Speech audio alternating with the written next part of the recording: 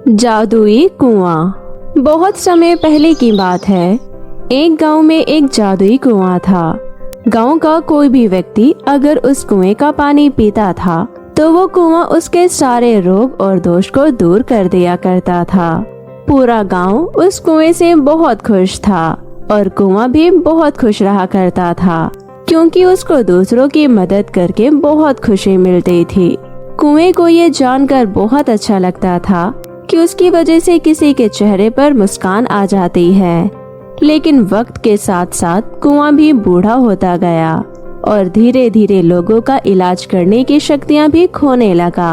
अब उस कुएं को काफी साल हो गए थे, जिसकी वजह से वो अब लोगों की मदद नहीं कर पाता था। कुएं के पास मौजूद कुछ गांव के लोग आपस में बोलते हैं, अरे ये कुआं अब हमारा इलाज ठीक से क्यों नहीं कर पा रहा है। लगता है बहन, अब ये कुआं अपनी जादुई शक्तियां खो चुका है। हाँ बहन, तुम बिल्कुल सही कह रही हो। अब ये कुआं हमारे किसी काम का नहीं। हाँ, इस तरह से गांव के लोग धीरे धीरे उस कुएं के पास आना बंद ही कर देते हैं और वो कुआं बहुत अकेला पड़ जाता है। तभी एक दिन बहुत बूढ़ी सी औरत उस कुएं के पास आती है और बोलती है, हे कुएं, मेरे आँखों की दृष्टि बहुत कमजोर हो गई है। मैं अब पहले जैसे देख नहीं सकती हूँ। इतना कहकर वो बूढ़ी औरत कुएं की मुंडेर पर रखा एक गिलास जिसमें कुएं का पानी था वो पी लेती है और वो गिलास वापस वहीं रख देती है और फिर से बोलती है, हे कुएं, कृपया कर मुझे मेरी आँखों की दृष्टि वापस दे दीजिए। आपकी बड़ी मेहरबानी होगी। परंतु कुआं चाहकर भी उस बूढ़ी औरत की कोई मदद नहीं कर पा रहा था। काफी देर बाद बूढ़ी औरत नाराज मन से वहां से चली जाती है। उस बूढ़ी औरत के जाने के बाद कुआं रोने लगता है, ये सोचकर कि मैं अब किसी का भी कोई इलाज नहीं कर पाता। और उसके पास कोई भी आकर नाराज होकर चला जाता है तो उसे बहुत बुरा लगता है। वो रोते रोते अपने आप से बोलता है, अब मैं किसी काम का नहीं रहा। मैंने अपनी सारी जादुई शक्तियाँ खो दी है। मैं इस बूढ़ी औरत की भी कोई मदद नहीं कर पाया। तभी आकाश के रास्ते एक परी वहाँ से गुजर रही थी। वो कुएं को इस कदर रोते हुए देखकर पृथ्वीलोक पर उतर जाती है और कुएं के पास आकर उस कुएं से पूछती है, अरे कुएं, तुम रो क्यों रहे हो भला? तुम तो लोगों की बीमारियां दूर करते हो और अगर तुम खुद ही इतने उदास रहोगे तो तुम लोगों की बीमारियों को कैसे दूर करोगे? इसलिए तो मैं रो रहा हूँ, क्योंकि अब मैं किसी का भी इलाज नहीं कर सकता। मैं अपने बुढ़ापे की वजह से अपनी सारी जादुई शक्तियाँ खो चुका हूँ। अब मैं किसी भी काम का नहीं रहा। कुएं की सारी बात सुनकर परी कुछ देर तक उसकी बातों को सोचती है। उसके बाद परी बोलती है, कुएं, मुझे बहुत तेज प्यास लगी है। क्या मैं तुम्हारे कुएं से पानी पी सकती हूँ? और हाँ, हमारे परिलोक में भी पानी की बहुत समस्या है। हमारे परिलोक के सारे तालाब सूख चुके हैं। क्या तुम हमें थोड़ा पानी दे सकते हो? जरूर, क्यों नहीं। आप जितना पानी लेना चाहती हो उतना ले सकती हो। परी अपनी जादुई शक्ति से कुएं से लेकर अपने परिलोक तक एक नली लगा देती है और देखते ही देखते परिलोक का तालाब पानी से भर जाता है। ये देखकर परिलोक की सारी परियां और रानी परी बहुत खुश हो जाती है और ये सब देखकर रानी परी खुद से बोलती है, अरे ये पानी यहाँ कहाँ से आ रहा है? मुझे पता लगाना होगा। इतना कहकर परियों की रानी नली के द्वारा जादुई कुएं और उस परी को ढूंढ लेती है। वो देखती है कि ये सारा पानी उस कुएं में से आ रहा है। रानी परी भी पृथ्वीलोक पर उतर जाती है। फिर वो रानी परी को सारी बात बताती है। रानी परी, हमें सारा पानी उस कुएं से मिल रहा है। ये कुआं बहुत अच्छा है। ये बहुत दयालु और उदार है। मैं अपनी जादुई शक्तियाँ खो चुका हूँ। मैं पहले जैसे लोगों का इलाज नहीं कर पाता। अब मैं किसी काम का नहीं रहा। मेरे प्यारे कुएं, जादुई तो तुम्हारा दिल है। तुम्हारी वजह से हम परियों को परिलोक में पानी मिला। तुमने हमारी जान बचाई है। किसी भी व्यक्ति में सिर्फ काबिलियत ही नहीं, बल्कि किसी दूसरे की मदद करने की भी शक्ति होनी चाहिए। मैं तुम्हें तुम्हारी जादुई शक्तियाँ वापस देती हूँ। इतना बोलकर रानी परी उस कुएं को उसकी जादुई शक्तियाँ दे देती है। फिर वो कुआं फिर से नया और अच्छा बन जाता है और वो बहुत खुश हो जाता है क्योंकि वो अब सबकी मदद पहले की तरह कर पाएगा। अब वो कुआं सबका इलाज करता है और एक बार फिर से वो पूरे गांव में मशहूर हो जाता है। परी और सोने का बगीचा। सोनपुर गांव में रामू नाम का एक लड़का रहता था। रामू गांव के अमीर जमींदार शेर सिंह के यहाँ नौकर के रूप में काम करता था। साथ ही उनके बगीचे का भी देखरेख करता था। बगीचा में कई प्रकार के फलों के पेड़ लगे हुए थे।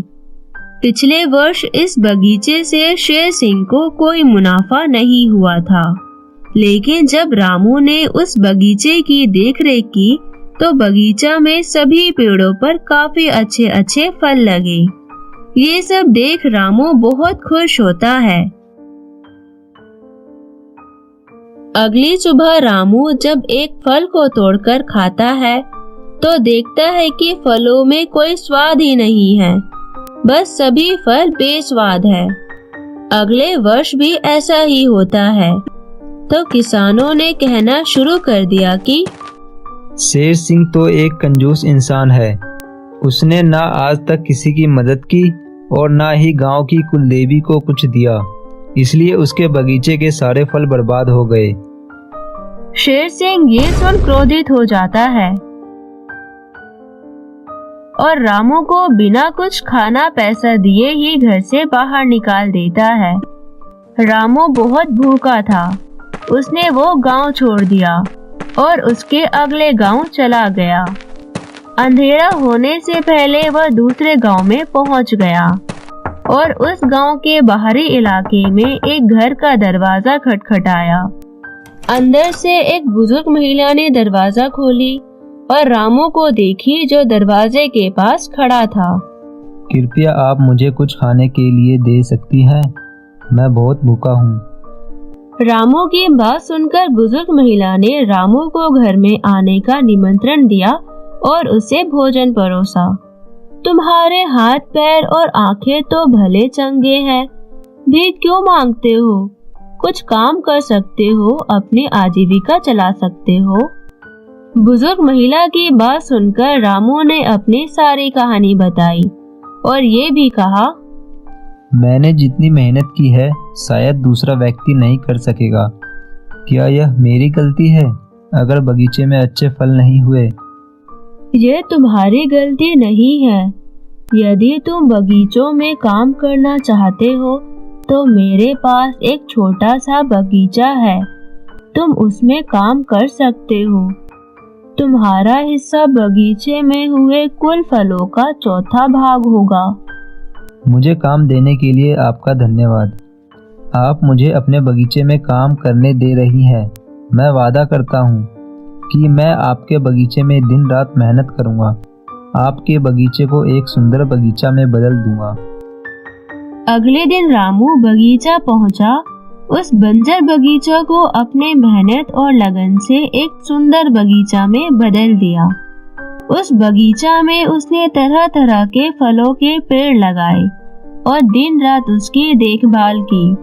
जब फल का सीजन आया तो उसने देखा कि उसके सभी पेड़ों में अभी तक एक भी फल नहीं आए। ये देख रामू बहुत दुखी होता है और कहता है, जो व्यक्ति मुझे काम करने के लिए देता है उसे यह नुकसान क्यों भुगतना पड़ता है। फिर उदास होकर एक पेड़ के पास बैठ जाता है। तभी वहां से एक परी गुजर रही होती है। परी रामू को उदास देख उसके पास जाती है और उससे कहती है, क्या हुआ बच्चे, तुम इतने उदास क्यों हो? फिर रामू परी को अपनी सारी बातें बताता है कि कैसे दिन रात उसने इस बगीचे की देखभाल करी, पर बदले में उसे कोई फल की प्राप्ति नहीं हुई। वो अपने पिछले घटने के बारे में भी परी को सारी बातें बताता है। ये सब बातें सुन परी बहुत दुखी होती है और वो अपने जादुई छड़ी से रामू को जादुई पानी देते हुए कहती है, तुम इस पानी को अपने बगीचे के सभी पेड़ों के जड़ों में डाल देना। इतना कहकर परी वहाँ से चली जाती है। फिर रामू परी के बताए अनुसार जल को सभी पेड़ों के जड़ में डाल देता है और अगली सुबह देखता है कि उसके सभी पेड़ों पर कई सारे सोने के फल लगे हुए हैं। ये सब देख रामू बहुत खुश होता है और एक फल लेकर दौड़ते हुए उस बुजुर्ग महिला के पास जाता है। क्या हुआ? बड़े खुश दिखाई दे रहे हो तुम। हमारे बगीचे में सोने के फल लगे हैं। यह देखो सोने का आम। जब बुजुर्ग महिला ने सभी फल पेड़ों से इकट्ठे कर लिए तो उसने देखा कि सभी फल सोने के हैं। तब बुजुर्ग महिला ने वादे के अनुसार रामू को स्वर्ण फलों का चौथा हिस्सा दे दिया। उस सुनहरे फल के मूल्य से रामू ने कई सारी कृषि भूमि खरीदी और उस पर अपना कृषि कार्य करने लगा और अपना जीवन खुशी खुशी बिताने लगा। तो कैसी लगी आपको परी और सोने के बगीचे की कहानी? हमें कमेंट करके ज़रूर बताएं। और यदि आप हमारे चैनल मिनी एंजल टीवी पर नए आए हैं तो हमारे चैनल को सब्सक्राइब करना बिल्कुल ना भूलें। धन्यवाद।